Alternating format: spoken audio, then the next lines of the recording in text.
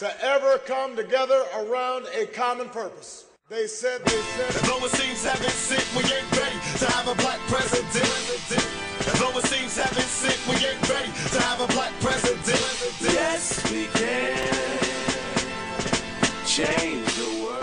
As though it seems heaven sent, we ain't ready to have a black president. As though it seems heaven sent, we ain't ready to have a black president. Yes, we can change the world. I'm the vice president of what we call vice chairman of the Democrats Abroad France. Also, I'm chairman of the Minority Caucus of Democrats Abroad France. But in the Obama campaign, what many of us do on the executive committee, we choose our candidates early on because the Democratic Party doesn't pick a candidate as a party until the end. I was the first person in the executive committee here to organize the Obama campaign. And it's been a long campaign, and we are really happy that we won the global primary. Overseas voters voted for Obama overwhelmingly. Democrats in France gave Obama 71%. So we've done we've been very happy that the reception that Senator Obama has received from Americans abroad. Could you give us 5 words to describe Obama? I think the first word I choose would be independence. And that's very, very important because, and I say independence, and I mean it in a lot of different ways. Independence in that he is not owned by anybody in the party, or in the, lobbyists and so on. Usually what you have in American politics is you have people who buy their way into American politics through their lobbying efforts. You have big organizations that do that. Because of the way Senator Obama has run his campaign, he's unbought. So he has a significant independence that a lot other candidates don't have. And I think that's very important because in order to get in order to get anything done, you have to have that independence. You have to be able to say, this is what I think is best. Not because of this lobbyist or that lobbyist, but this is what I think is best, and this is the way we're going to go forward. Secondly, any leader needs to be courageous. And I think she's shown that courage by often telling groups what they don't necessarily want to hear. Because I think more than anything, and this is the third word, American voters want someone who's authentic. And it's change we can believe in. And in order to believe in something, you have to be authentic. People have to feel that you're authentic and believe that you're going to do what you say and say what you mean. The fourth one, intelligent. I think, especially after 8 years of George Bush, American voters really wanted an intelligent president, someone they felt could look at all the problems in the world and come up with some good solutions. Before, you had a kind of an idea that you wanted a president who you felt comfortable with. There's this whole little metaphor about a president that you feel comfortable going to a picnic with or a barbecue with, having a beer with. The last word I would use would be leader. Someone who's able to lead the country in a direction to galvanize various parts of any problem or discussion and bring them together and say, let's go forward this way. Not only is it a debate about big issues, healthcare, jobs, energy, education, retirement security, but it's also a debate about values. How do we keep ourselves safe and secure while preserving our liberties? What is this America that he loves and he wants Americans to love related to patriotism? I think, for one thing, the definition of patriotism that Obama has talked about is a true definition that has been distorted by recent Republican administrations. That patriotism is the idea that your country wrong or right. That's never been the true definition of patriotism in America. The Founding Fathers, when they talked about patriotism, they thought about love for your country, but also making sure that the government of the country defended the people.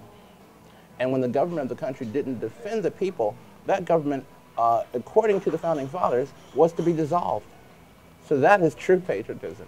And I think also what Obama brings to this whole interpretation is the responsibility for by the people themselves to make sure they have the best government, to participate in government. John Kennedy had a very famous saying, you know, he said, ask not what your country can do for you, but what you can do for your country. So I think in Obama's definition, that's included. It's included like the people's responsibility to make their government better, to participate in government, and the government's responsibility to care and provide welfare, you know, the benefits of the government to the people.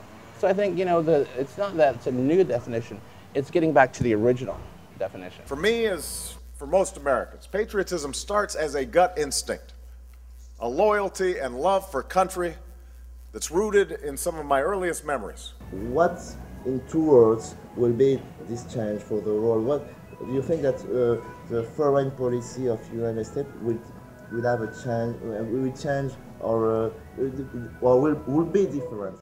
Yeah, absolutely. I think here in this particular election, you see 2 distinct paths that the country can go on. One, with Obama, obviously they have a huge difference about the Iraq War. John McCain would follow along in the Bush policies with a war that has no end in sight. Obama has said emphatically that he will start bringing the troops out, but not overnight. Not, you can't do it in a day. He's emphasized that he'll bring them out as cautiously as they were incautiously brought into the war. So that'll take, you know, maybe 12 to 16 months. But there will be an immediate withdrawal. How do you explain this involvement, pro-Obama involvement all around the world? It's because of the person. It's like, you know, they were talking about this rock star appeal. You have a person that people believe in. They see he's authentic. And so they're inspired by his words, by what he represents, but also by what they feel he can do, the direction. You know, everyone is involved in American politics because America is involved in the world in such a large way. So I think everyone has a stake in who the American president is. Even though you can't vote, it's important to you because it's going to touch your life. Don't you think that after he's elected, this amazing commitment, there will be a kind of deception? I think, of course, it'll be a new direction and there'll be, you know, amazing changes. But you know, it's important that people not get too with the idea that things will change overnight. So that depends also on how many Democrats we have elected, if we control the House and the Senate and so on, as to how quickly the policies will be moved. But as far as the overwhelming support from abroad, I don't think you need to run away from that. I think the last few candidates, Democratic candidates, have run away from that because of the Republican machine. They've been able to make that into a negative. When before, we've always been proud that other people loved our president. We were used to that before. And now, because of the marketing of the Republican Party, they were able to turn that into a negative. And John Kerry wasn't able, his political machine wasn't able to turn that around, thinking, of course we should have people around the world proud of our candidate, proud of our president. But I think most people right now, when they come, especially Americans overseas, they want a president that the world can be proud of. I would not be running for president if I didn't believe with all my heart that this is what the vast majority of Americans want for this country. Yes.